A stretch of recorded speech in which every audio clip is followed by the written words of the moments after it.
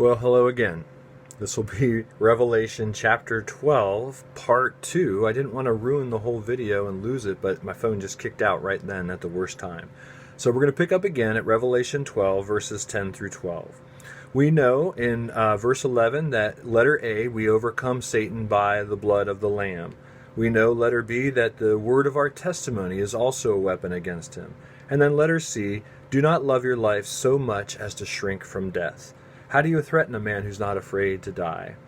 We are trying to protect ourselves from a virus. We're doing all sorts of things like stay at home and safer at home and quarantine and so forth. We're so afraid of dying. But you cannot harm a man who's not afraid to die. And so when Satan tries to threaten us with death, do it, Satan. Send us home to be with the Lord. In verses 10 through 12, Satan's modus operandi, his MO, his way of operating is this. He is the accuser of the brethren.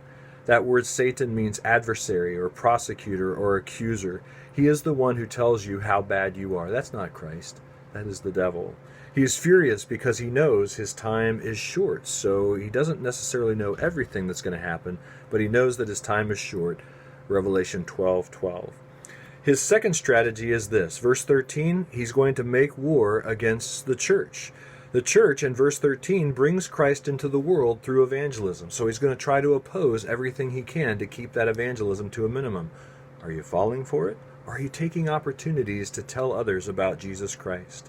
Verse 14, once again, we see the time, times, and half a time. 42 months, 1,260 days, 3.5 years. He has a limited period of time in which to work. We also see water deliverances in verse 15, kind of a mysterious passage.